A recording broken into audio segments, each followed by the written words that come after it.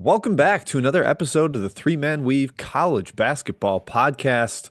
I'm your host this week, Jim Root, joined only by Kai McEwen. And Kai, it is a wonderful reason why Matthew Cox is not with us today. Oh, Potentially the wife going into labor. Oh boy, we did not steal Matt and force him to podcast with such an imminent life event happening. So Kai, how are you? Are you ready to two-man this thing? yeah, Jim, I'm ready. We gave Matt a break for becoming a dad. I guess that's fine. So, people watching on YouTube, you get to see Matt as Yoshi, which is one of my favorite pictures and will be continually used for him during the podcast. However, Jim, we don't offer paternity leave here at Three Man Weave, so we do expect Matt back post haste once this wonderful child is born. Yeah, if he's not at the Saturday show, all Weave fans, make sure to give him some flack. Come on, what are you doing, buddy? Where's the commitment to the season, especially with that huge slate ahead? Really, we think he's having a baby just to get out of doing Weave stuff, Mm-hmm. which it's just a convenient Very Matt. excuse, Matthias. We did actually have a theoretical plan to put a picture of him as a baby in the live YouTube feed, but that fell by the wayside, unfortunately. So We we're just dropped the going to talk ball. through it. And yeah, we all dropped the ball. But we have a wonderful show coming here. Typical in-season episode. We're going to get some three-man thoughts where Kai and I go through what we've seen over the past week or so. Before that, we'll get Roots Roundup, recap news and notes, including the potential or imminent expansion from 68 to 72 or 76 teams per Charlie Baker. We'll discuss that. We'll get some Saturday previews at the end and one review at the very end. So stick around for that. In terms of reviews, yes, we love those. Thank you. Leave those 5 stars, Mhm. always preferred, but we understand if it's not quite that high. Just do what you want to do. But leave those on Apple Podcasts. That's where we pull the reviews from. Also, a shout out to Jay Pitty, aka Joe Paskoff, for the opening tunes to this show. You heard it if you are listening onto podcast feeds. Subscribe to the show on iTunes, SoundCloud, Spotify, wherever it is that you get your podcasts. I'm a Spotify person myself. The reviews help us be findable, so that is always helpful as well. And subscribe to the YouTube channel. Again, we are live right now, and we will have a live show on Saturday morning breaking down the nearly 100 game slate with at least 20 amazing games. It is as good a Saturday as you will find on a college basketball schedule. Kai, we just had the delayed Saturday amazingness because I guess football. They're just trying to avoid competing Yeah, with football. I suppose so, Jim. And this whole week, no offense to the wonderful college teams out there, but it's been pretty weak slates this week. Yesterday and Tuesday and Monday were all pretty bad. So I'm looking forward to a giant Saturday, a very good Saturday in terms of watching ball. Yeah, the excuse is always, oh, it's finals week. Yeah, Well, finals they're week. getting paid NIL money now, Yeah, so I don't care about their finals, and I don't think they do either. So student I athletes. say, yeah, give us more good games. They're athletes, students now. Hmm. That's what it is. Athletes first. Hey, sign up to the Burner Discord with Trilly Donovan. We are constantly chattering in there, talking about betting daily. We've got a channel for that. There's a channel to just ask us whatever question you want about your team. There's some X and O channels with Coach Eric Fawcett and Kevin Sweeney where they're talking about the latest developments on the court and the way sneaky plays and copycat plays that are sweeping the nation trends. That's a great spot. Trilly Donovan himself has just started his potential portal list. So there are some names in there. If you join the Discord, you get to see them. Potential guys that could be entering the transfer portal at the end of this season. So if you're having a tough year, it's the perfect time to enter. Start to figure out and do some scouting on who your new players could be come next season. It's just a great community to talk basketball. We are happy to be a part of it. Shout out to Trilly for making it happen. Kai, that's really all I got for the intro. Let's get into some Roots Roundup. Let's do it. Before we talk Roots Roundup, just a shout out to CBB Analytics, one of the great sponsors of this podcast. It is a great 30,000-foot view of the sport of college hoops. You can dig into all kinds of different teams on there, different stats. There are shot charts, there are on-off numbers, there are a bunch of new features that Nick, the CEO over there at CBB Analytics, is adding. Some clutch time stuff. They're going to have an all-in metric, kind of your Evan Mia BPPR rating, the Porpagatu of Bart Torvik. He's going to come out with his own a measure of players. So that's a great look for that. More than 25 staffs and coaching, I guess coaching staffs in Division One use it, both on the men's and women's side. If it's good enough for them, it's good enough for you. That's what I say. It's a great way to get further depth on college basketball if you're watching now. And if you do so, if you do sign up, please use promo code WEAVE, WEAVE. You get $40 off a subscription. I believe that's a whole 1 month free. Gets you set up and it just gives you limitless time to explore all the potential little nooks and crannies of that website. It's terrific, terrific stat website that we use constantly in our research. So CBB Analytics, promo code WEAVE, get to it. Key headlines, Kai. I referenced it here as we get into the news and notes. NCAA President Charlie Baker says progress is being made, that's the quote, on expanding March Madness to 72 or 76 teams. Kai, this feels like I'm upset that winter is going to happen in Chicago, but like I can't Yeah. do anything about it. What's the Yeah. point? I agree, Jim. I have a few questions. Number one, progress being made. Does that mean 2026? Does that mean 2027? Does that mean this year? Yeah, I guess probably not, but we'll find out in terms of that. Question number two, who asked for this? Who actually wants expansion? Every single person that I know, or at least we'll say 75 to 80 to 90%, thinks expansion is a bad idea. And yet, it's happening. It's almost like one or two people decided this is a good idea, and we're going through with it. But you're right, it's inevitable. Yeah, to me, it's the TV station. Like, okay, we can sell Yeah, more ad space during games on if we play on Monday now, Tuesday, I have more games on Tuesday and Wednesday night as part of the first four. It becomes the first eight or whatever it will be. Great, good for you. I'm sure the new dollars will make everyone happy. And then Kai, it's coaches of mediocre teams. If you're a power conference coach, you're like, I'm begging for this because we'll get in and I can put that on my resume that I made the NCAA tournament, even though it's continually values is cheapened a little bit by going from 68 to yeah, 72 or 76, whatever. We expanded from 64 to 68 and the tournament didn't die. I'm glad they're not looking at 90 at all. That right. I believe that was part of the statement that there's nothing beyond 76.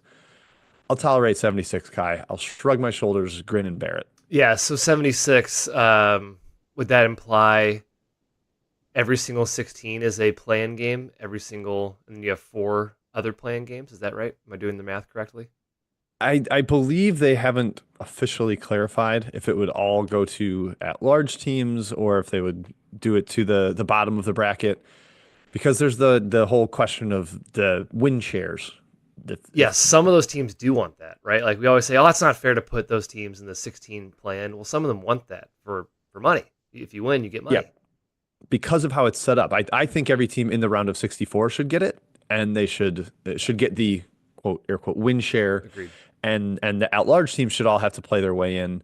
We shouldn't have to put the low majors in that financial bind where okay, you have to play in a 16 seed game just to try to get money. That's kind of the root of all the evil there. I would prefer it be at large, but we'll see. We'll see what format they come up with. I'm sure it will be the one that is most conducive to more money making, Kai. Mm, That's typically the way it is. yes. Okay, it's gonna happen. So we're just gonna not do too much to fight it. The other bit of news, UC Davis is headed to the Mountain West Hmm. in all sports but football. Okay, kind of a shrug for me. It's Yeah. weird to see them leave UC Santa Barbara and UC Irvine and the entire California system from the Big West. I don't know. I'm not sure what the Mountain West gets out of this, Kai. You know, they're going for Sacramento and maybe they get Sacramento State too. There was that talk of them making a huge NIL push, and those two are arch rivals in Sacramento. I don't know. Whatever. Big ball, nothing for me. Yeah, it surprised me that they said all but football. That's probably temporary because UC Davis is a very good FCS program, football program. So I assume their goal is to eventually be a Mountain West football member. But yeah, basketball wise, is it a big market, Sacramento? I wasn't. I don't know. I suppose. Yeah, I mean, I don't think it's a big market. Maybe it's one that, there's no football team. I guess there is a Yeah. pro Well. team. I don't know. It's Mm, not, you're not competing for as many eyeballs as in LA. I don't know. yeah. For me, it's just like, what? Okay, great. Have fun. Congrats to the Not Aggies. important to me. Yeah. Well done.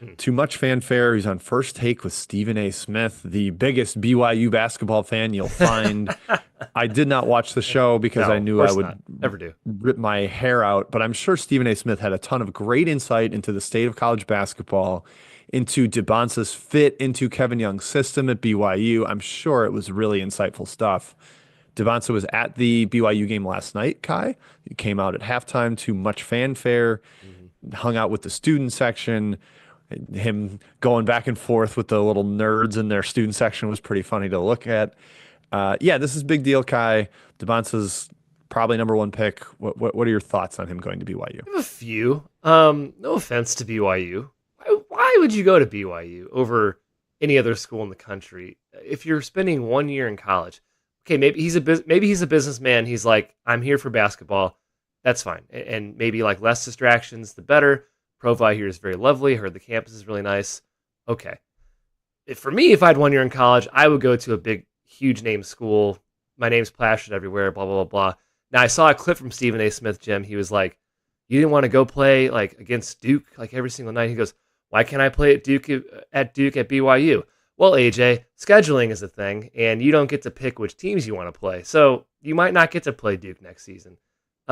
Whatever. He got paid either way. I'm just kind of surprised that was the choice. Kevin Young, if he has this type of pull, BYU is clearly a factor for however long he's a head coach there. Yeah, I think the professional background, the NBA background for Young has maybe something to do with it. Last night, also at BYU game, the Utah head coach was there, the Utah GM was there. I'm sure he's telling that to recruits like, look, I am connected. I know what you need to do to succeed at the pro level. Come on out to Provo and make it happen here. UNC's pitch to DeBonce Kai was look what Zion did at Duke. Yeah. That what look what the impact had there. We can put you in all this Jordan brand stuff. It's gonna be huge for you. Yeah. That was really lame. I don't seems very cuckish, Kai. I understand their point because it was like go to a big name school, but you shouldn't mention Duke, your arch rival, and the team or program that could compete for this guy. Yeah. Yeah, very weird.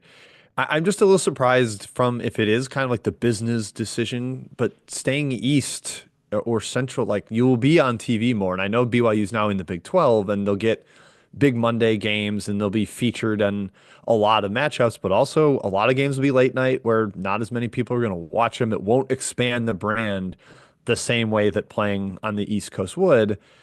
I don't know. Maybe that doesn't matter as much for them, and they say all the NIL money was equal, and it is about professional development and stuff. But I was still just surprised. It doesn't seem. I don't. And I personally just don't want to be to school with the honor code. I don't want to do it. Yeah. One other thing. Sorry.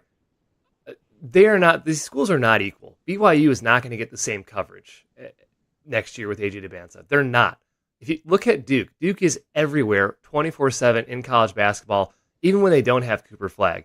That's just a fact. Look at the Rutgers guys. They're not getting a ton of press. Harper and Bailey. I don't think many people are realizing they're at Rutgers right now outside of college basketball casual or deeper fans. BYU is not going to be covered 24/7 on ESPN. They're just not, even with DeBanza. So I think it is kind of a weird decision from that perspective. Yeah, I don't love it, but hey, to each his own. Have fun out there. Yeah. He's a big time scorer and shot maker, and those are the comparisons he's getting. And I'll be tuning in. I'm just unclear how many other people will tune in. How many people are suddenly going to be big BYU hoops fans? I don't know what's the case there. Okay, Kai. Now that we did cover that, thank you for auditing me and my roots roundup. Hey, there's only two of us. We're in a tizzy. Yes. Do we care about this week 6 AP poll stat? I believe it was John Gossaway that initially identified this a couple years back, that every season since 1990, except one, I believe it was the random UConn run from a 7 seed spot, the Shabazz Napier team.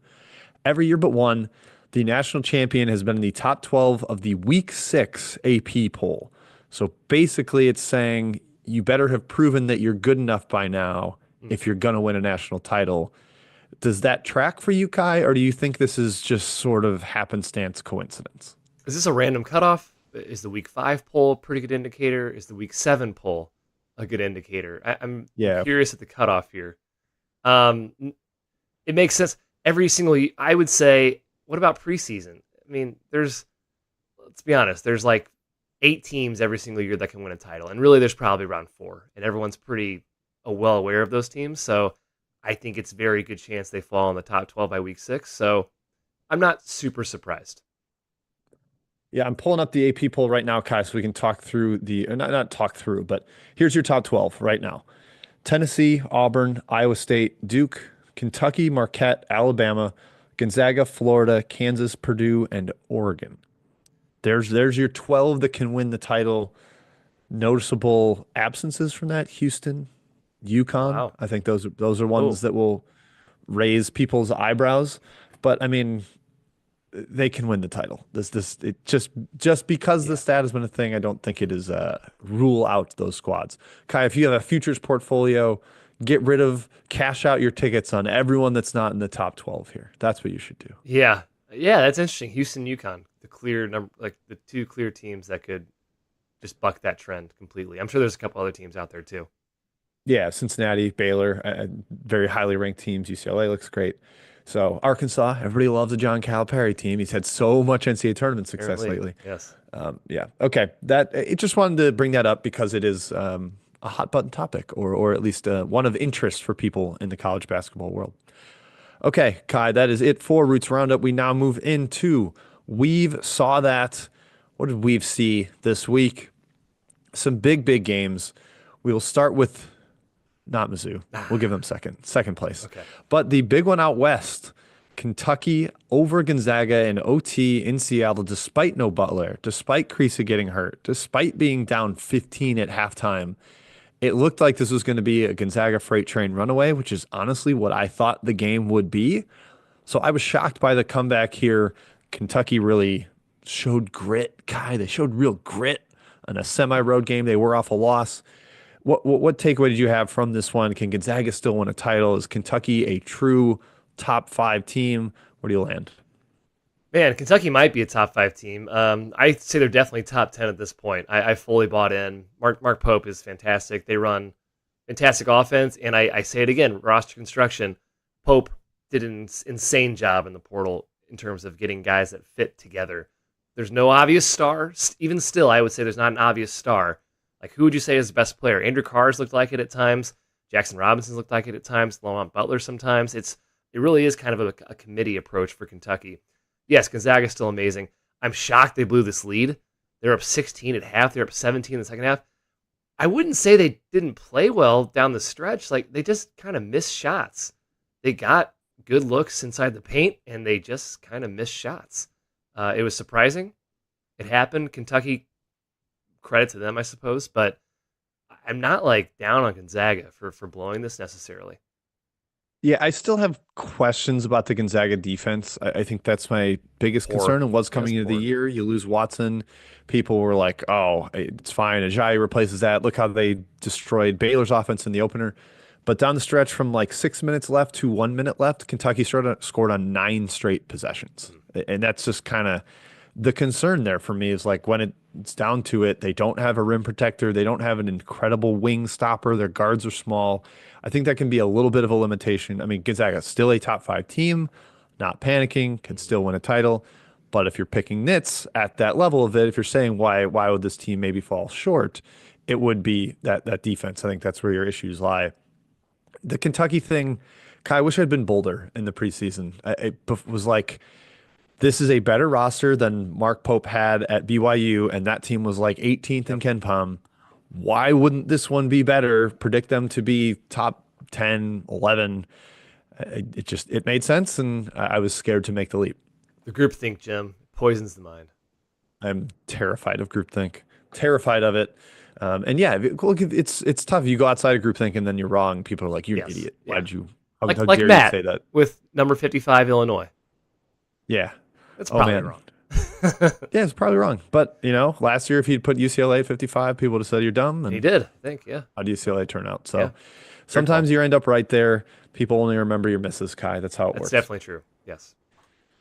Mizzou, Kai, we get to bring them up, and we have to bring them up because even if we were a national podcast, we would bring them up. We are a national podcast, but the Tigers, go Tigers, Kai flashing the Mizzou sweatshirt, knocked off Kansas, number 1 Kansas. Mizzou now 4-5 all time against number 1 Kansas. Kind of a awesome record versus a Mhm. number one team. Got up huge. Pressure defense was the story in the first half, forced a ton of turnovers, and then had to cling on and desperately hang on for a W. But this is a big one, Kai. Our Tigers, this is one for the fan base and for the mentality of the team. Loved it, Jim. I love that the AP poll resets every week because Creighton, of course, did beat Kansas, number one Kansas, right before Mizzou beat them. So appreciate that AP poll, get us the number one win. Yeah, Mizzou was more locked in and more hyped than I've ever seen this team, at least in like a decade, or at least. Clearly up for it. They talked about how big this game was all week. It wasn't a just another game sort of speech. It was no, we know how important this game is, and it showed in their play. Yeah, Kansas 22 turnovers, Jim. Yeah. Oh, is Zeke Mayo struggling? Oh, I never would have thought Zeke Mayo would struggle to step up in competition. I guess we called that one. Yeah, David Coit is your starting guard. Hey, David Coit played pretty well. He's still David Coit. He isn't what you thought you were getting in AJ Store. Rylan Griffin barely played. He's been kind of on the mend. It's not quite the juggernaut I think that many expected Kansas to be. Yeah, Zeke Mayo had 40 points in his first two games, 21 against North Carolina, and everybody's like, "Oh man, Right. hey, what an incredible addition!" And then since then, he has not scored more than 12 against Mizzou, 4 points, four turnovers. It was Yeah. not a pretty one for him. The AJ Store experiment still hasn't been figured out. Kansas has more. I just people want to shove him up to number one, Kai, because they added pieces. It's still an odd fit. You've still got Mhm. two non-scorers on the court at almost all times with Harris and Adams. The guys brought in to score aren't playing quite as well yet, and Dickinson change he it doesn't change. He forces you into a certain style. You can't pressure. You can't play five out, et cetera. Like that's just kind of you're locked into a style. So we'll see. Kansas again still in great shape, but Yeah. it's just more about Mizzou excitement. Yeah, What Mizzou did you think rocks. of the what did you think of the timeout, the Gates timeout before the floor rush? I Yeah. thought this generally should be considered a good thing. I was pretty fine with it. I was surprised it even got any flack from people. Yeah. I didn't love it, but I understand. I know the correct thing to do is like it, and I know the big media will like it because it looks like a classy thing to do. I don't know. I just kind of I like the you would have been fine in handshakes. He pointed to Caitlin Clark getting hit by the Ohio State fan. Well, if you watch the video, Caitlin Clark like ran into the woman, like the girl on purpose and flopped. So I'm still for court rushing. It's fine that Gates did that. I think it was a little bit of a weird move personally, like a kind of a I'm more moral than you type of move, but it Very is holier than thou. I agree holier with than that. thou type of move. But whatever. He's my ball coach, and he's doing well this season. Yeah, I mean, I was cool with it. Like, get the guys out of the way and at least give them a chance. Offer them like Bill Self could have said no. Like, we'll play this out.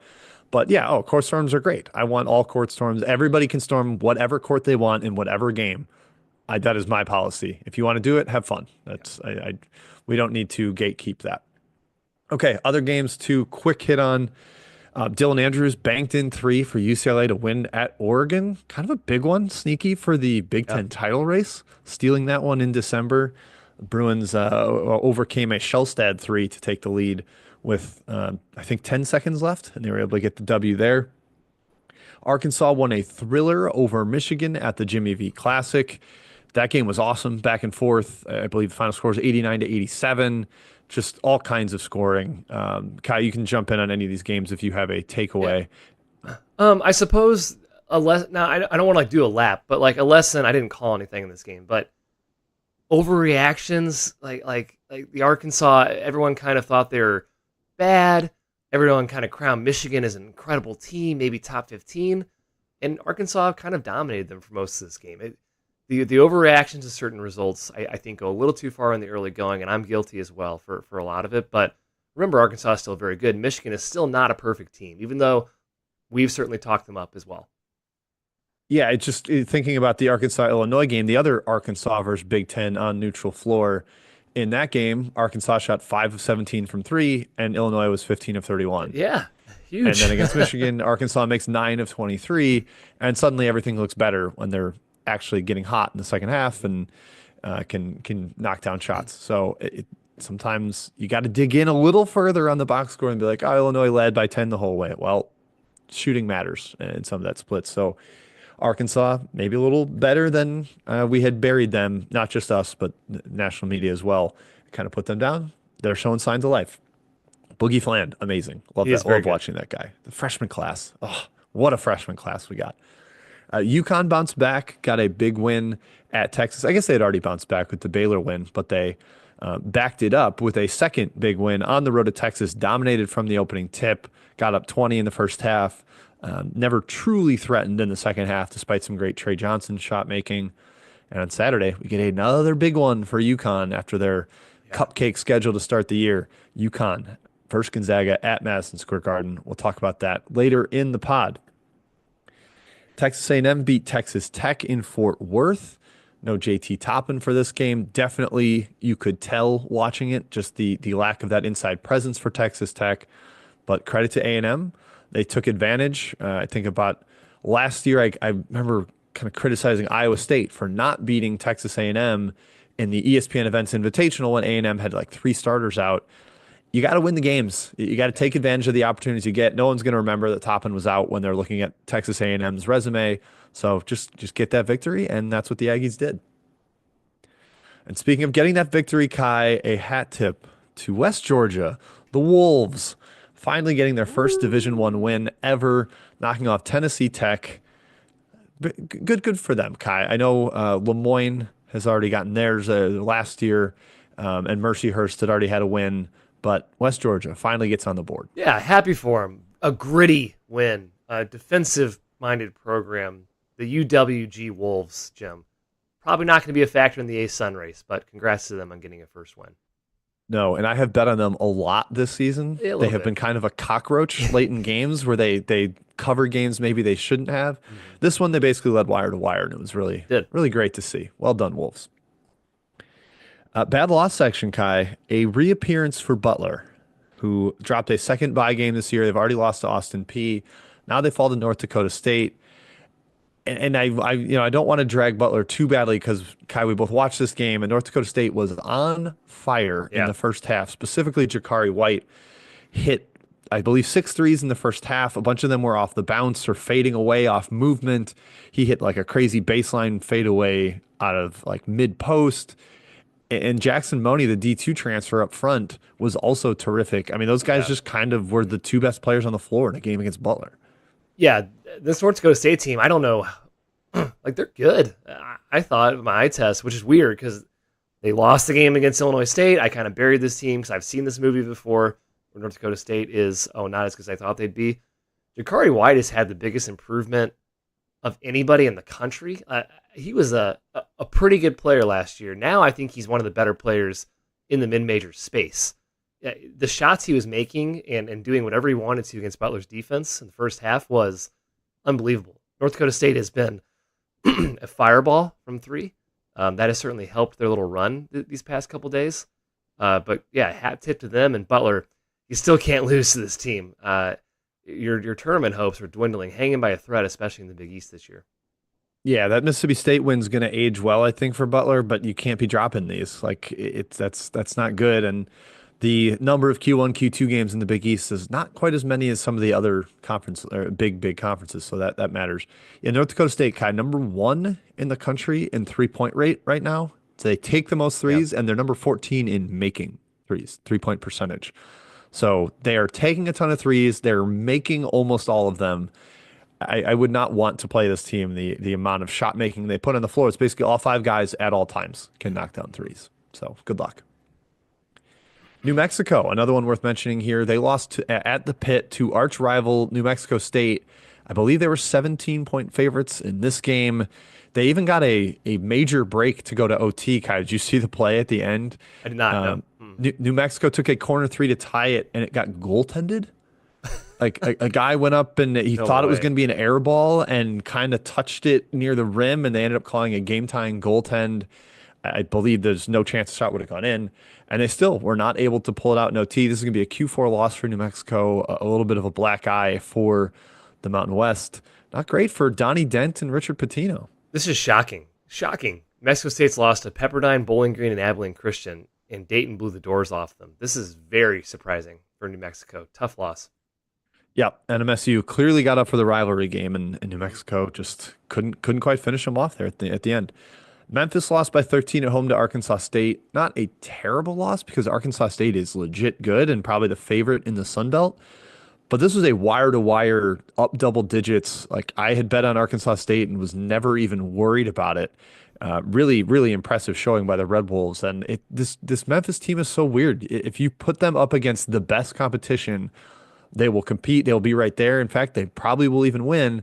But you put them back home in a bye game, and it's not the same team. They don't get up the same way. It's really Yeah. odd out of a Hardaway squad. They're classic play to their competition, Jim. It's some kind of mindset. Someday science will discover the psychology behind it, but Memphis has it, whatever it is. Need a name for it.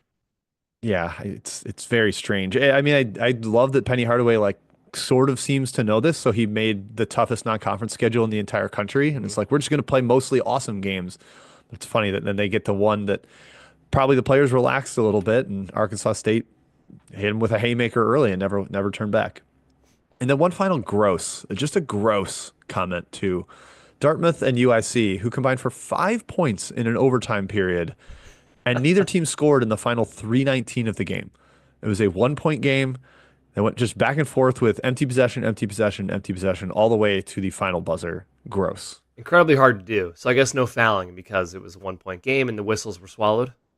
Yeah, and just like, oh, we got the ball back. There's only a 10-second differential, so we're going to defend it out. And Yeah. the team that was losing had the ball last and did not have time to foul after missing. Very, very bizarre. Hmm. All right, that is it, Kai, for We've Saw That. Now we can get into three-man thoughts.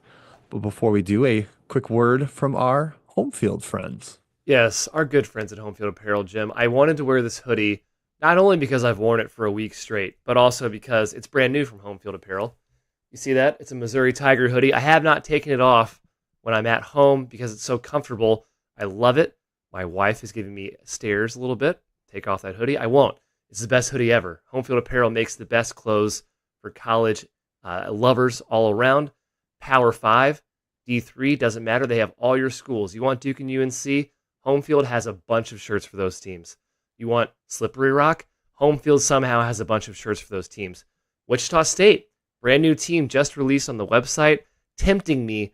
Their Woo Shot gear is very cool. That's their creepy mascot Wichita State has over there. No surprise. Home Field digs into the archives. They understand your school inside and out. They don't just put meaningless crap on a t-shirt with your school's name. They actually give you something meaningful to put your fight song on a shirt. They'll give you something that you didn't even know was a part of your school's history from like the 70s and 60s, and they'll put it on a shirt. It's very, very cool what they do. The research is incredible. The team is incredible there.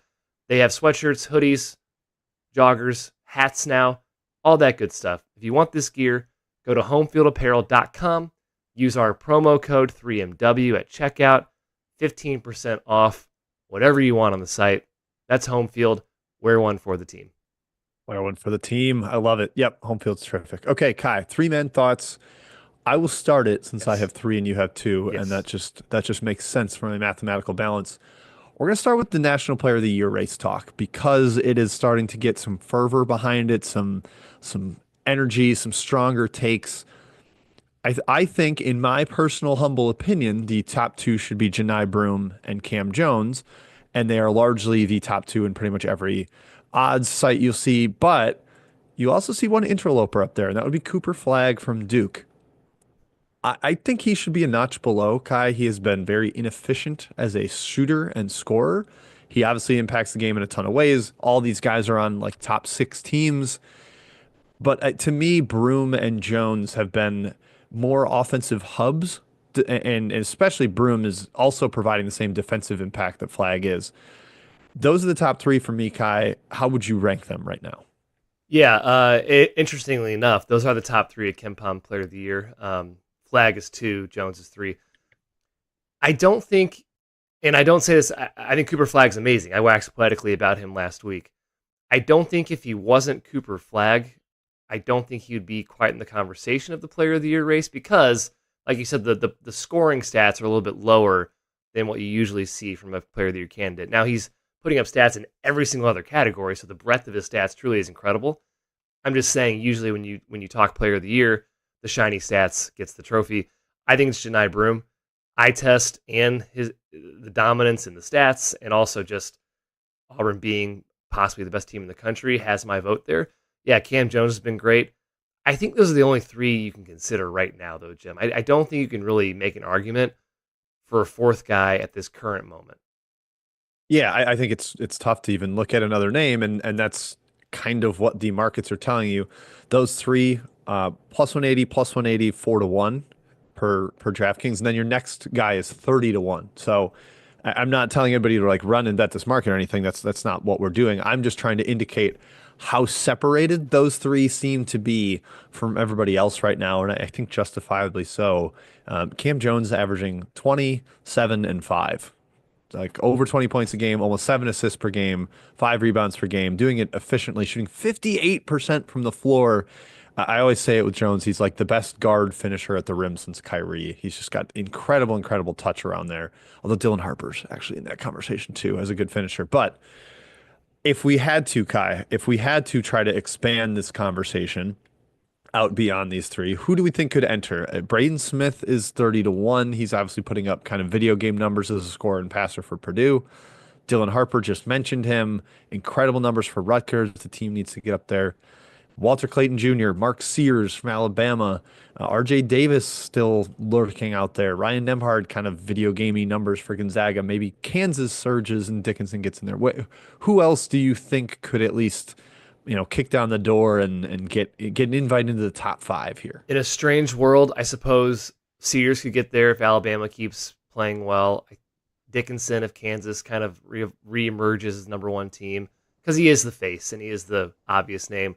Same thing with Kalkbrenner or Creighton, but their ship's probably sailed by now. I don't see Braden Smith getting there. I don't really see Dylan Harper, especially with Ace Bailey on the team. Jim, you mentioned the name at the bottom of this outline. Eric Dixon, man, if Villanova was playing at a top 25 level instead of what they're playing at right now, he's basically the nation's leading scorer right now, Eric Dixon. He's averaging almost 26 points per game. Like, Matt's going to definitely win that average 20 points per game bet. He's their entire team. I'm not saying he's going to win. Villanova's not good enough, and the narrative around them isn't good enough. You got to consider the narrative when you're considering this market, because the voters are humans and they are casual college basketball fans. They are not looking at this sport in depth as much as you might think. Yeah, I would say there's like an equivalence, like Flag being where he is equivalent to Harper being way higher than Eric Dixon. Yeah, They're both on 4 loss teams, but Dixon true. is averaging 26 a game and they're like 20 spots higher in KenPom than Rutgers is. But Harper's just kind of got the like, oh, new freshman, Yep. shiny toy, going to be a top 2 pick. Whoa, I can't believe it. But Dixon has been more productive. He's 150 to 1 in betting markets. And again, I don't think he can win. I don't think the team will be good enough. And as Kai mentioned, when people talk about Villanova, they do so like derisively, Yep. like, that team's poorly coached. They can't figure it out. But maybe if they go on finish top 3 in the Big East, and it's tough because you look at the history of National Player of the Year and it's like always on a 1 or 2 seed. It's Yeah. very rare that you get a Andrew Bogut on a 3 seed or somebody even on like a 5 or 6 seed. It's exceedingly rare. It's like 85% of the time it's a 1 or 2 seed. So you need your team to be great. And that's why Flag, Broom, and Cam Jones make a lot of sense. I Okay, agree. Kai, that is my first thought. Over to you. The undefeateds, Jim. Whose reign continues and who is a fraud? There are 8 teams left in the country that are undefeated, thanks to UCLA's heroic shot, as Jim mentioned, and we saw that. Let's start at the top. These are in order by KenPom rankings, and we'll discuss a little bit here. Tennessee. These first few teams are 9-0. There's 2 8-0 teams. Tennessee, 100% real, in my opinion. A very good case for the best team in the country. Again, we talked Janai Broom, eye test. Eye test, this Tennessee team rocks. And every single year, I say this about Rick Barnes and non-con. It's like, oh yeah, I guess he has another good team. Doesn't really matter who he lost last year. They're still just dominating on defense, and their offense looks good this season. I still owe Chaz Lanier another apology. He's been fantastic. He has not skipped a beat since coming to Tennessee. A 134 O rating and 49% from 3 is pretty darn good. So Tennessee is 100% real. Yeah, I think Tennessee's finally going to get a 1 seed because Rick Barnes, the last 6 tournaments that have been played, Barnes got a 3 seed, 2 seed, 5 seed, 3 seed, 4 seed, 2 seed. They had a down year in the 2020 season, but there was no tournament, so we don't Yeah. have to worry about it. We can sweep that under the rug for the Vols. Yeah, you mentioned Lanier. He's ridiculous. I didn't think his game would translate because his shot release is so low. It's like kind of a push from his waist, but he gets it off so quickly, and they run such good action. They have other threats that hasn't mattered, and he's been at his best against their best competition. So, also an apology to Chaz Lanier from me. Florida, the first year that we have not really hyped the Gators to the moon, and Yeah, it's their damn best it. Why season. didn't we do it? Third time was the charm. I don't know. It's Golden's third year. Florida's finally coming together. Now, I will say, their best wins are at Florida State and a neutral against Wichita. I would not say they have been quote unquote tested, but God, they beat Wake Forest though. yeah, I know. And I thought Wake that was a Forest great win at sucks. the time. Yeah, they do suck. Work to do, but very promising. The staff built the roster smartly. They have the two big system. We didn't mention Walter Clayton really in the National Player of the Year race, but he is a candidate. So this team is very, very good. Yep. They are still 11th in wins above bubble, despite not Interesting. having like the truly elite wins. They haven't played down into the trash pile. They've at least, taken care of business, and they've won by Yeah. a lot against the teams they're beating. Right. Good way to acquit yourself not beating top teams is spanking the teams you're supposed to spank, and Florida has certainly checked that box. Yeah, I'm looking. I think their smallest margin of victory is 13 over Florida State on Wow. the road. Yeah, 13. All double digits. Wow. Oklahoma, also in Jim's next thought, but how about Jeremiah Fears, man? Reclass point guards do not usually do very well in college basketball. He has a 33% usage right now. That's 12th in the country. He's running point, and he's acquitted himself nicely for Oklahoma so far and leading the way. Yeah, it's hard not to just like marvel at this freshman class every time Yeah, we talk about I them. know. Like guys down and outside the top 50 or outside the top 40 are legitimate stars. It's crazy. It's crazy how strong it is. I'm honestly surprised Oklahoma's not higher than 44th in KenPom right now. Their resume is pretty sparkling, but still maybe a little bit strength of schedule. They've played some good competition. We'll see how they do. I hope we've seen this before. Oklahoma does well in the non-con and then kind of falls off in conference play, and the SEC is no picnic, as we'll talk about later. Utah State. It does not matter who coaches this program. They win. It does not matter. Every single coach has been successful here at Utah State. It's crazy. There's something in the water. They have not played a true road game yet, though, Jim. That's the one knock on Utah State. Well, they look a little different on the road. Yeah, maybe. Of course, they've got the advantage of altitude, but they've won at least away from A neutrals. Logan. The Iowa win in a neutral floor was nice, and St. Bonaventure, North Texas, two teams that have had really strong seasons outside of losing to Utah State. And most of the time, Utah State has also dominated their bad competition. Though the Wyoming game to Yeah. start league play Yikes. was a bit of a eyebrow raiser, got escaped with a 3-point win against the Cowboys. I am very curious to see how this team looks going through league play. They've run like some matchup zone type stuff that I think have really confused some of the opponents. I could see that getting overly scouted by Yep. league competition. It's a good thought. UC Irvine, Jim. Now, they haven't played a top 100 team yet. They have Oregon State on Saturday. But this team, I am giving the stamp of they rock. Could be like top 40 good. Heck, they might be top 30 good. I might get carried away here. They're sixth in the country on defense. It's Russell Turner's best team somehow. They are awesome if you haven't seen them yet. Yeah, they're the best true mid major in the country. I was maybe going to do a thought about that, but I might put it off to next week. But Bent Langston is unbelievably dominant. Kai, I wanted him for Mizzou when he was in the transfer portal, I know. and hey, Big Josh Gray did everything we needed him to against Kansas, so no Darn no right. no problem there. But it's always a Turner team dominates the rim on both ends of the floor, especially on defense, and Licton is doing that. And shout out to Devin Tillis, who right now is a 70, 60, 95 shooter. That is absurd. And he's Possible. averaging 14 a game. It's not like he's, a tiny role guy that's only taking a few shots. But yeah, 70, 60, 95. Those are his shooting splits. Jeez. Yeah. That's ridiculous. How about Drake? Ben McCollum basically doing what every single person said he would do, and then some. He hasn't lost yet. Coming over from D2, he won 4 national titles in the D2 ranks. 4. That's quite a bit. They have a December 17th matchup next Tuesday against Kansas State. That's going to be very interesting. I think it's a semi-away game. I don't if it's in I don't know where it is, but it's around the Kansas State area. T-Mobile Center, KC. KC. I figured, yeah, KC. Yeah, this team's great. He brought 4 players with him, 4 starters from Drake from Northwest Missouri State, and he's been fantastic so far, kind of grinding his competition down.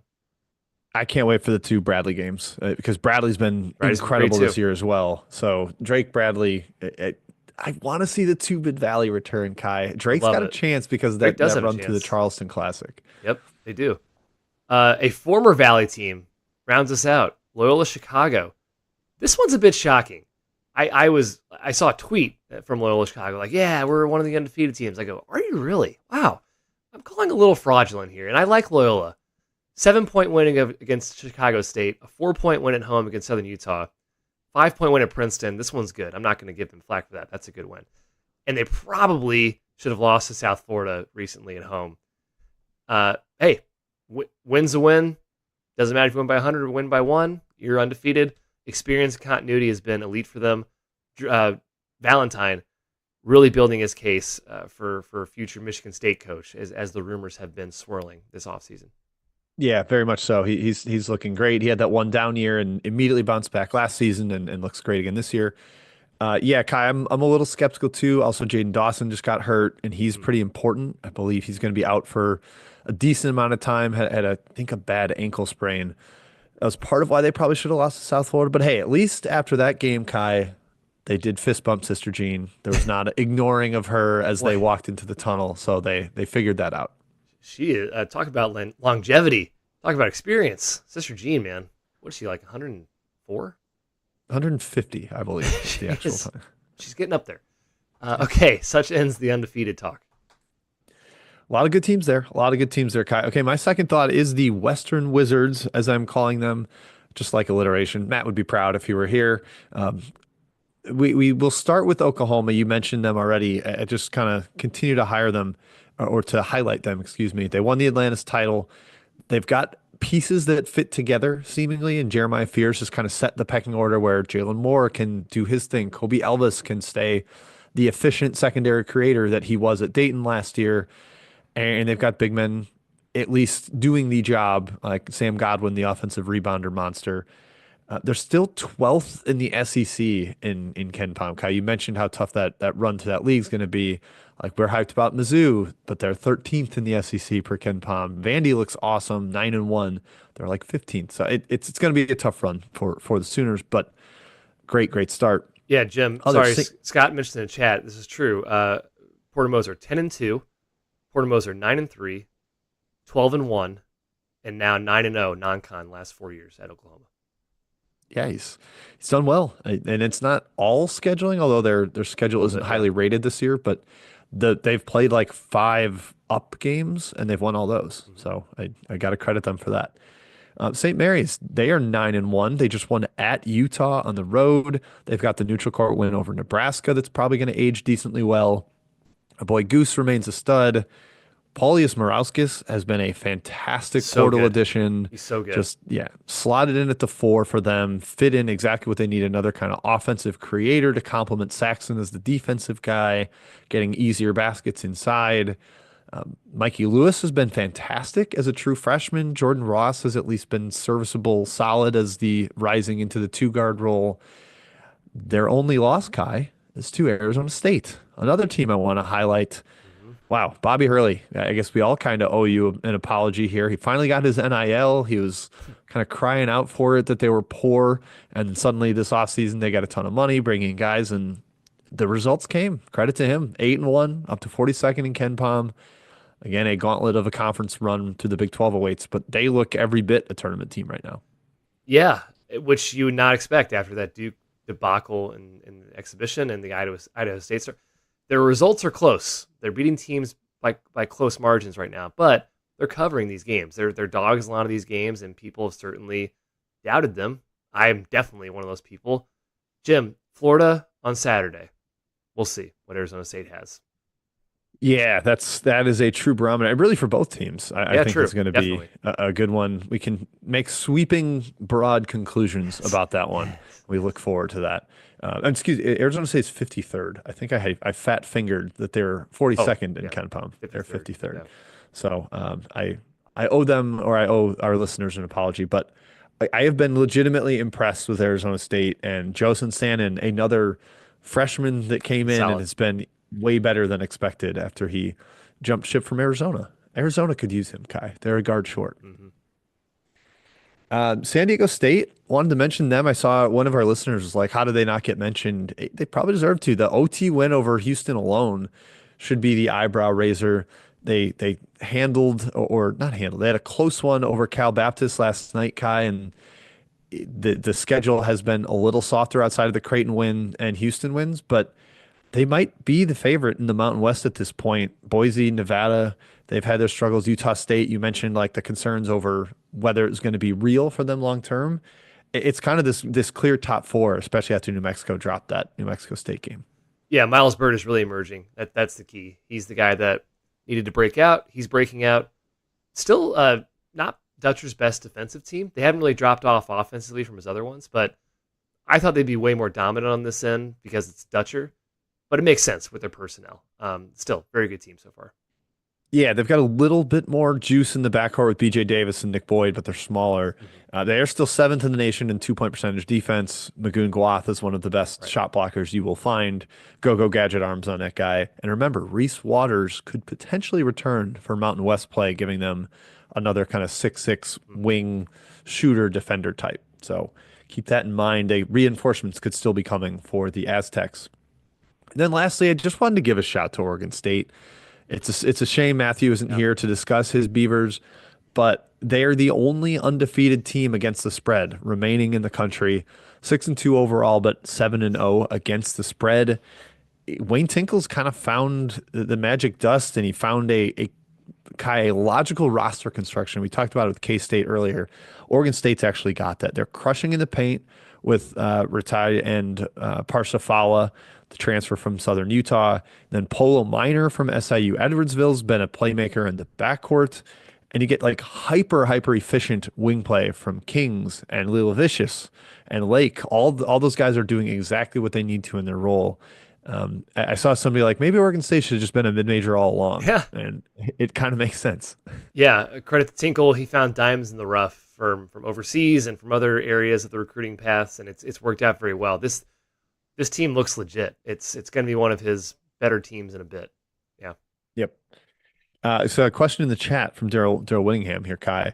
Is Sadie Washington the new favorite? He is the lead assistant for Michigan State. He was at Michigan previously. Oh, Michigan guy through and through.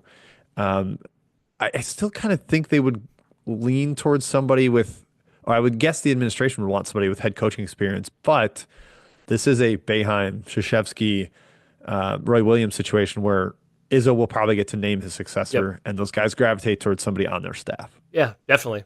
I don't pretend to know the ins and outs of the coaching circles like that, but yeah, he could definitely be a candidate. Yep. And I know the pipe dream is always Nate Oates, given his Michigan background, but we'll see. I don't know if they're going to be able to pry him away from Alabama and the SEC in their NIL situation. Okay, Kai, that is it for my Western. I guess shout out to UCLA, Utah, Boise. They've had strong starts too, but I wanted to zoom in on some of the others. So, all right, your second thought.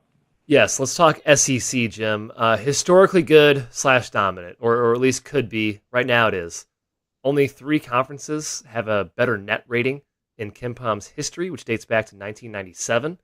The 1997 ACC, the 2000, by the way, that's Tim Duncan's year, I believe, if I'm remembering correctly. The 2004 ACC, the 2017 Big 12, and then it's this year's 2025 SEC. All 16 teams. All 16 teams in this conference are in the top 67 in KenPom. That's ridiculous. For perspective, South Carolina would rank 7th in the Big East right now and 8th in the ACC in terms of KenPom rank.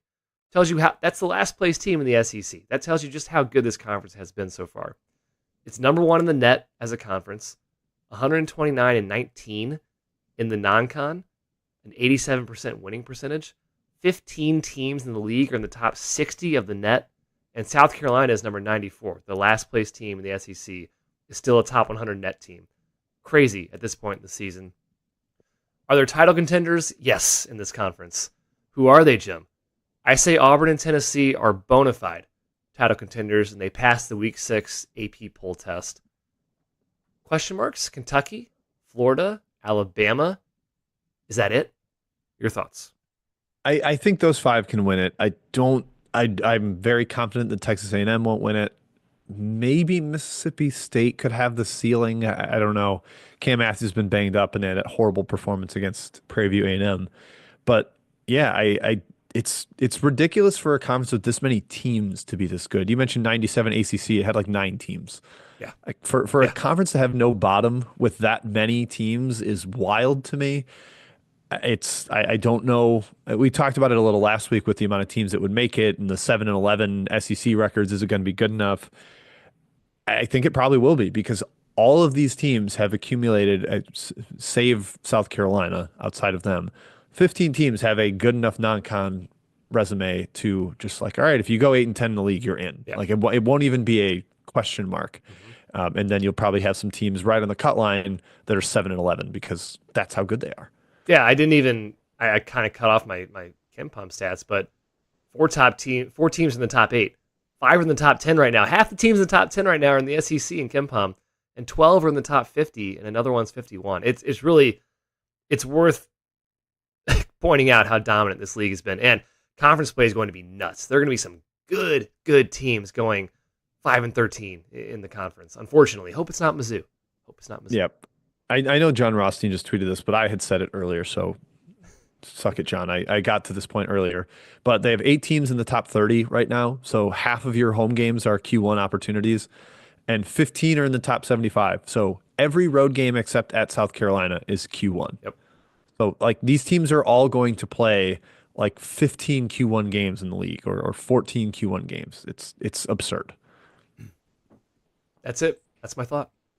SEC, excellent. All right, my final thought, Kai, is just this. It's a fluid sort of exploration. Is a thought from our good buddy Pete about the sub-elite and the teams just outside of the top 10, how flat it is. So the spread on KenPom from number 12 to number 32 in adjusted efficiency margin is under 3 points. Basically tells you that number 12 Baylor against number 32 Dayton would be like a 1 or 2 point spread on a neutral. Like these teams are almost equal from 12 to 32. You've seen a lot of teams really bounce around in that range. Like UConn was 10th, and then they fell to 26 after Maui. Then they jumped from 25 to 14 after beating Texas. Baylor went from 11 to 26 to 11 to 23 to 12. Mississippi State went 32 to 18 to 28 to 12 to 27. Like one little result can swing you so far around these. And I think it's just a testament to how flat this group of teams is. And while Kai, we talked about, I don't know if we think the top 10 teams are absurdly dominant.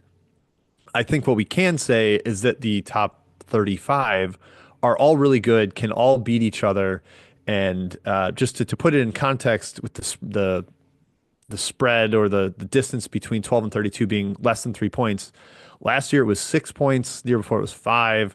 21-22 it was 7.5. It's like this is a rare thing for these teams to be so bunched. Maybe it's impact of the portal. Maybe it's something beyond that. Maybe it's a total coincidence.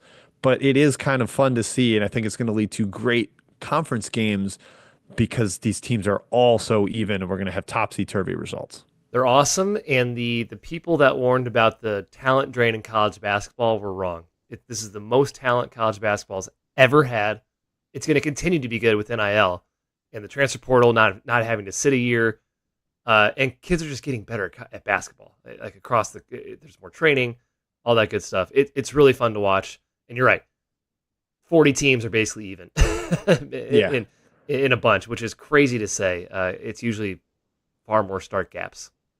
Yeah, I think we should try to enjoy and appreciate because this is the last year really of the COVID fifth year senior. That helps. And you pair that with maybe the best freshman class in at least a decade. Yep. So the overall talent all across the sport is as high as it will probably ever be.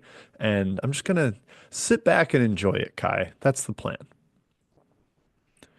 All right, that is it for Three Man Thoughts.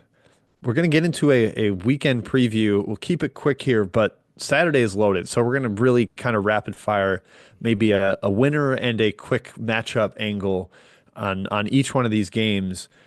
It's crazy, Kai. I went like the top seven-ish games, and that's not even going to have us hit Creighton, Alabama, and then three huge rivalries: Georgetown at Syracuse, Louisville at Kentucky, Xavier at Cincinnati. Like because of the spread, those aren't even the highest Ken Palm thrill scores, and that leaves off even more games that are fantastic. So we're going to hit as many as we can. Tune into our Saturday show for more in-depth breakdowns of these. We will be answering any questions on the Saturday 10 a.m. Central live show. But we'll start with Gonzaga versus UConn, Madison Square Garden. We alluded to it earlier, Kai. Does Gonzaga bounce back, or does UConn keep this resurgence rolling? It kind of in my head feels like both teams need a win. They don't really in reality, but yeah, it's going to be quite an awesome game. Both teams are top three in offense in KenPom. I lean towards Gonzaga in this game, Jim. I think they pull the victory here, despite the UConn leaning crowd in Madison Square Garden. Their defense is way better than UConn's. I know we've talked about Gonzaga's defensive foibles a little bit against Kentucky. UConn's defense has not been impressive yet. Yeah, UConn's defense has been really bad because they foul all the time, and Graham Ike could live at the free throw line here. Ben Gregg can live the line. Huff. I think even though Gonzaga isn't a monster get to the line team, they've got the interior scoring to give UConn problems. I'm sure Terrace Reed and Samson Johnson will both have two fouls in the first half. Like that is a near lock. So I would expect that. I'm with you, Gonzaga, although a Ken Palm spread of 4, I don't know if it's not something high. I'm going to lay. Yeah. Nope. Yep. Tennessee at Illinois is the next one on the docket here. I'm really excited for the individual matchups here. Jemai Mashak, one of the best individual defenders you'll find anywhere in college basketball. Throw him a linebacker at Kasparis Yakuchonis. See how that one goes for the potential lottery pick. If Yakuchonis dominates him, I think everybody's going to really, really open their eyes to an already fantastic player. And Kylan Boswell's been great defensively for Illinois. Throw him at Ziegler, the engine that makes Tennessee go. Does Illinois get the big upset at home? No. The other assembly hall is going to be rocking State Farm Center, a fantastic venue to watch a basketball game. The Orange Crush is going to be crushing it, but I think the other Orange team is going to win. Yeah, Mashak and Tennessee, by far the best defense Illinois has faced all season. I think it's going to be a real eye-opener, and I think you're going to see kind of like the Ole Miss exhibition game, little men versus boys here, Jim. Illinois, I think I've been very impressed by them. Tennessee still overwhelming physically, and I think they have enough versatility on defense to kind of match what Illinois wants to do on offense with their inverted bigs.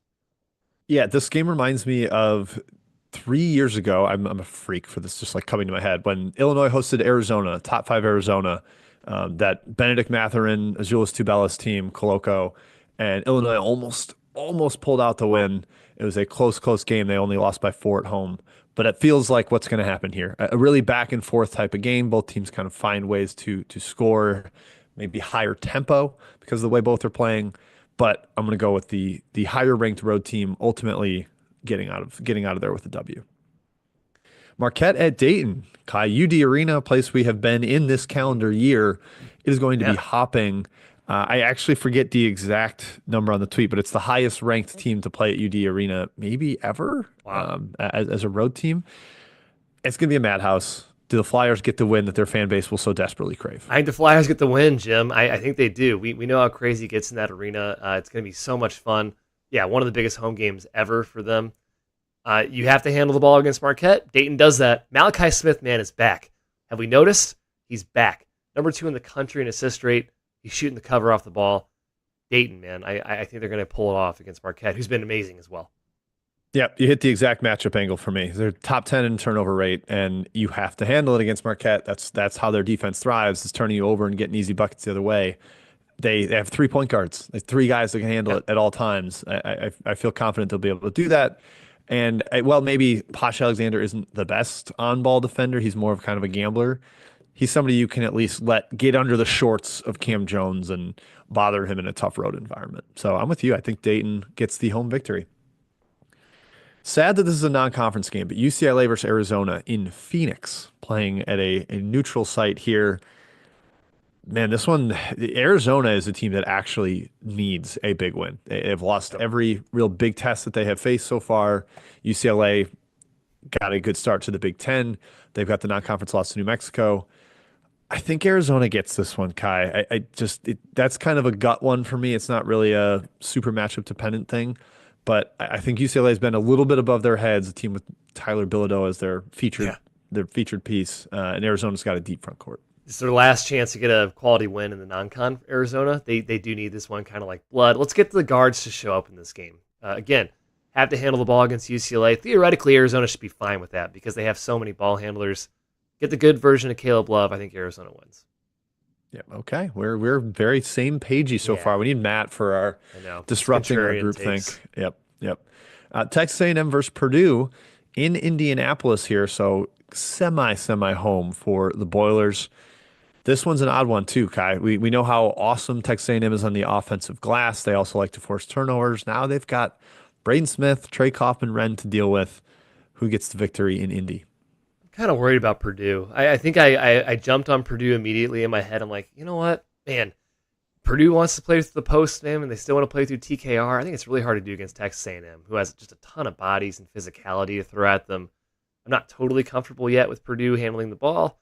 I like Braden Smith, but the other guys have been a little shaky with the ball. It's not at Mackey, so I think A&M gives them a game. It's going to be a toss-up for me. I'll say A&M wins, and the big thing for me, this is the worst defensive rebounding team for Purdue since before Zach Edey. And no surprise, you don't have a No 7-4 surprise. guy locking down everything, but they were top 40 in defensive rebound rate for 4 straight years. Now they're 146th. Texas A&M lives and dies and thrives on the offensive glass, where they're getting a bunch of second opportunities, and they have got a bunch of on-ball athletes to throw at Braden Smith. I don't think they're going to sit there and play drop coverage the way that No. teams, especially Maryland, kind of let Braden Smith pick them apart. Penn State obviously did not do that. I think they can be a little bit more harassing on the ball, and that's helpful against Purdue and kind of the way that Purdue has won games so far.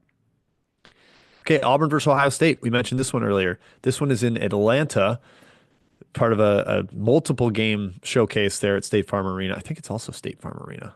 Huh. I'll double check that. But yeah, Center this one in, is Illinois, I believe. The center. okay. Yes. Yeah, Florida versus Arizona State also in Atlanta. Kai, Auburn, Ohio State. Do the Tigers continue to assert themselves as one of the best teams in the country? I think they do. They might mess around for a little bit as they've been wont to do for a couple of their games this season. Ohio State can really, really shoot, but I think they ultimately pull away. They're just a much better team here. Yep, it is State Farm Arena, confirmed. I think Auburn wins by 20. 20. That's Wow. that's that's my bold guess. I think they just dominate. Last year they played Indiana in this exact same event and they won by 28. So I don't think Ohio State is quite as bad as last year's Indiana was, but it's going to be a pretty heavy Auburn crowd, and them trying to reincorporate Aaron Bradshaw might not work as smoothly as they want. And Ohio State again still has some shooting regression coming their way on both ends of the floor. Last one, Florida, Arizona State. Kai, do we get the assertive Todd Golden Gator win that they've been waiting for, or is this an Arizona State, Bobby Hurley, upstart, don't forget about me type of game? At the risk of doubting the Sun Devils again, yes, I think Florida wins by double digits. Ooh, okay. I'll go the other way. I think this one's gonna be close. Okay. I think this is the first single digit game that Florida wins, and they get away with a squeaker thanks to the shot making of Clayton and Elijah Martin, and the youth of Arizona State's backcourt with Sandin and Acquaintance up front. I think just ultimately hamstrings them late. But I'm looking for a close game there, especially after I called the blowout in the other one.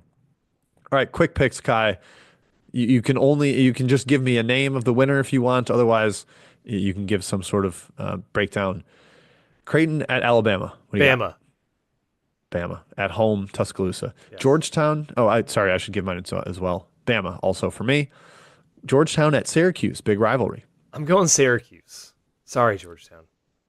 I'll go Hoyas. Let's Yes. go. Let's go Georgetown. I just think Toss it. Syracuse might be in a worse condition right now Might be. than Georgetown is. Louisville at Kentucky. Big old rivalry. Kentucky with Pryor on the shelf. Kentucky. Yeah, it's got to be Kentucky. Louisville's just very, very shorthanded, barely beat UTEP, and fell down the stretch against Duke. Got to be Kentucky. Xavier at Cincinnati in the shootout. It's Cincy, Jim. If it was at Xavier, I'd say Xavier, but Cincy's going to win the Crosstown shootout this year. I'm going to go Xavier.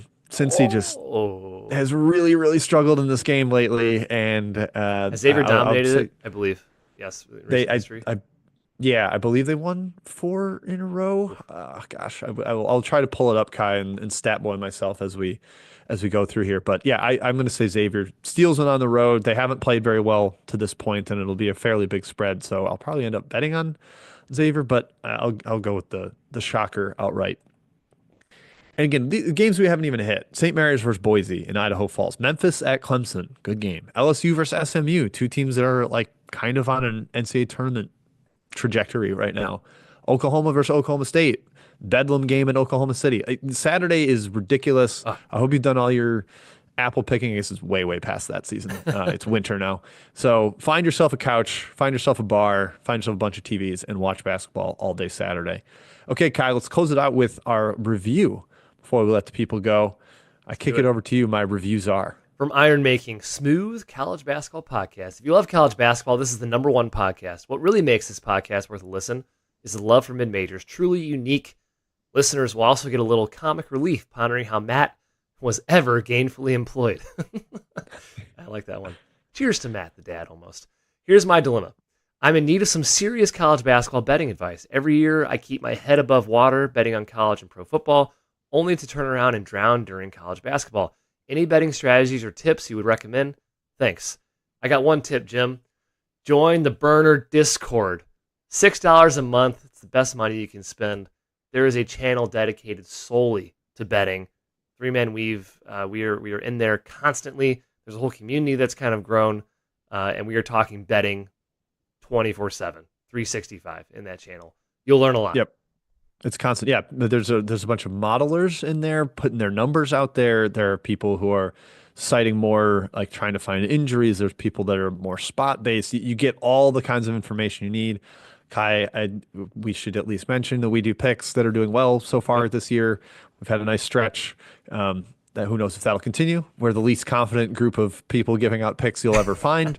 But hey, they've done well here. So hop in there and just join the discussion. That would be definitely the best recommendation I could possibly give. Yeah, link is in the description of the podcast and YouTube show as well.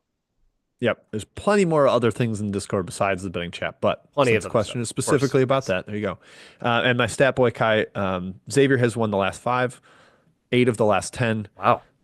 Last five games have gone over shootouts in the Okay. actual Ooh, I shootout. love that. So Love that. Yes. keep that in mind as well, folks. All right, that is it for us. Thank you for tuning in. Matt, we are wishing you the best at the hospital, you and Monica. Come on. We need a new Weaver in the world, a new young Weaver. So we're very excited about that. We're happy to two-man this one while Matt is going through a big old life event. So cheers to everybody who tuned in the chat. Loved the discussion. Thank you everybody for listening. We'll see you on Saturday for a detailed discussion on this YouTube channel